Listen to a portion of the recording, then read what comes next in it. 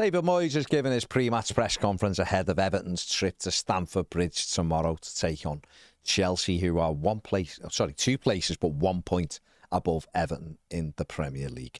David Moyes was asked for an update on injury news. This is what he had to say.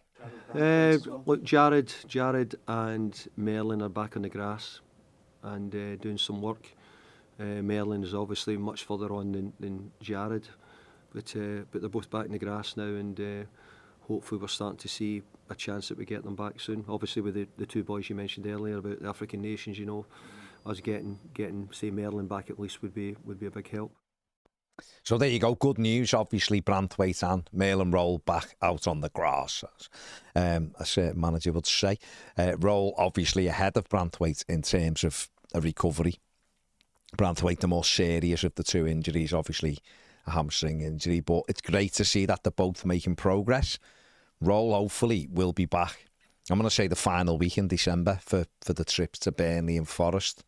I think Arsenal might just be a little bit too soon for him, but if he was back for Burnley and Forest, then that'd be a big boost for us. Obviously it would mean that we'd only sort of be missing a midfielder, because Idrissa Gana Gueye going the AFCON, would just be missing a midfielder for Arsenal home, which obviously is a tough game, but Roll to be back for those two away games would be really helpful to David Moyes and the squad. Branthwaite sometime in January will be a big bonus as well. So, you know, really good news that those two are stepping up their rehab from injuries. Everton have won the last two away games, one at Manchester United and one at Bournemouth. David Moyes was asked about Everton's away form since he returned to the club. This is what he had to say. Have Arsenal not won more than us? Got more points. Yeah, but there you go. You've given me get more points, one more. Well, that's great, because obviously the situation we were when we came in, you know, we hadn't got many points at the time, so shows you what the players have been capable of, and they continue to do so. Their work and their effort and their resilience at times has been impeccable. I hope we can keep it going, and you know, obviously we've got a huge opponent against Chelsea to play, but we look forward to it. What a turnaround. You know, Everton, for years, I don't think we've won 8 away games in about 3 seasons. We've been so bad away.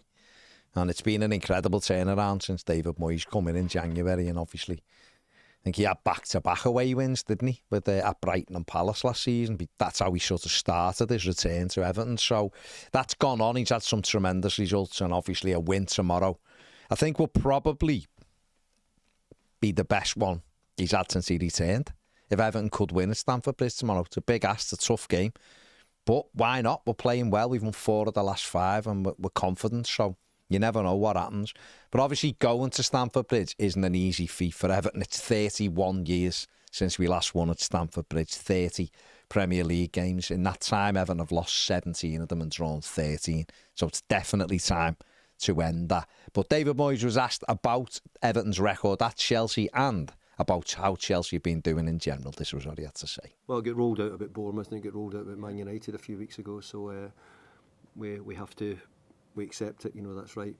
Chelsea Football Club have had some brilliant teams over many years, and some great managers and great players, so it's always been difficult to beat them, and no different now, I should say. Are you talking about the world champions? Is that what you're talking about? So, sorry, you're talking about the world champions being a little bit out of form. Look, they've done amazing, haven't they? Really, Chelsea. They were getting criticised a little bit for the way they were going about their business, but they brought in some great players. So, you know, I don't know everything about Chelsea, but they look as if they're going in the right direction.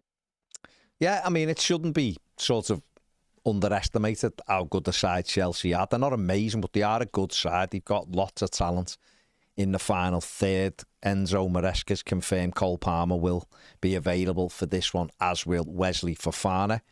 But obviously they're still missing Moises Caicedo, who's serving part of a 3-match ban. So that's a positive on that side of it as well. But one player who could be up against Wesley Fofana is Tierno Barry, who scored his first Everton goal last week's first Premier League goal, of course, in the 3-0 win over Nottingham Forest. David Moyes was asked if he's noticed an upturn in the confidence level of Tierno Barry. This is what he had to say. Well, I think his mood's changed greatly, but I'd sensed it for a little while. I think he's settling in. He's training better. He's looking a lot more comfortable in a lot of situations and a lot of actions he's involved in. So I was pleased to get the goal because, no, not probably, but you'll be judged as a number 9 probably by the goals you get and what you do. But he's shown that he's a good team player. He's certainly beginning to look a lot more settled. He's speaking a bit more than he did before. I don't know if it was getting more confidence with his English or just generally getting more confident. But the goal has hugely made a difference by the looks of it as well. Good to hear. Good to hear. Tierno Barry looking more confident in training. It'd be great for him to add another goal tomorrow, wouldn't it? To his, just to keep it going, get him on that bit of a run, and really get the belief in himself and from other people in him as well. But his form's been much better lately, although I tended to agree with David Moyes last week. Probably wasn't his best performance for a few weeks, but it ended with a goal, and I'll take that again tomorrow, getting on the score sheet, even if his performance isn't as good. Be lovely to have a great performance and a goal from him as well, so hopefully he can do that. Everton goalkeeper Jordan Pickford has won Save of the Month, the Premier League Save of the Month, for his stop against Manchester United from Joshua Zirkzee in the game, which Everton won 1-0 at Old Trafford. It was late on. Even from that angle, it still looks like it's going to go in.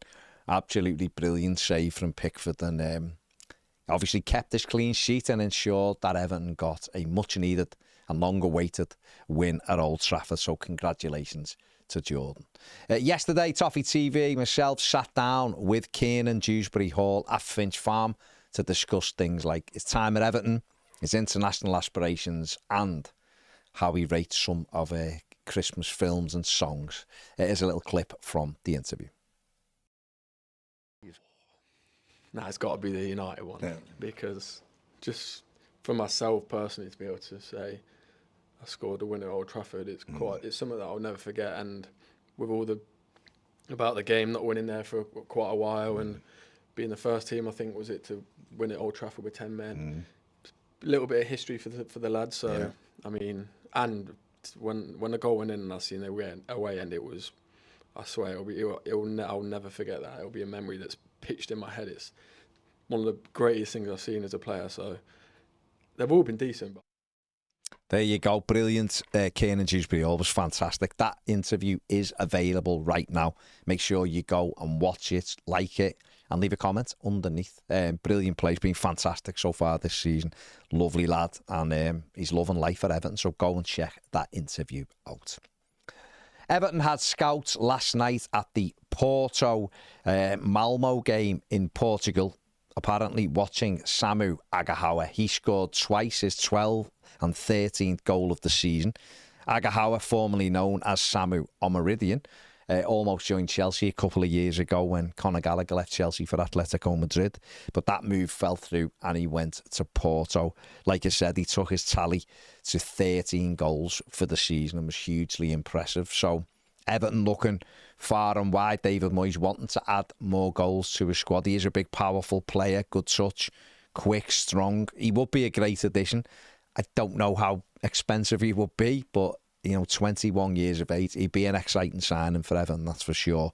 But it's good that Everton are watching him. But apparently they were also running the rule over teenage pair Martin Fernandes, who is a right back, and Victor Froholt, who is a central midfield player. So good to see Everton looking far and wide to try and improve the squad as we move forward on a different path. But just also on Samu Agahawa, he's played 65 times for Porto and scored 40 goals since that move from Atletico Madrid, only 21 years of age. He's also been capped 4 times by Spain.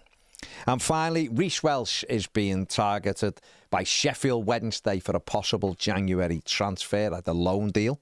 A number of EFL clubs are also keeping tabs on the young Everton defender ahead of that January window. But a move to Sheffield Wednesday on loan would be very good for him. 22 years of age, needs to get out and play football, obviously, regularly at the men's level, of course. And Sheffield, big club, big crowd there at Hillsborough, so it'd be good.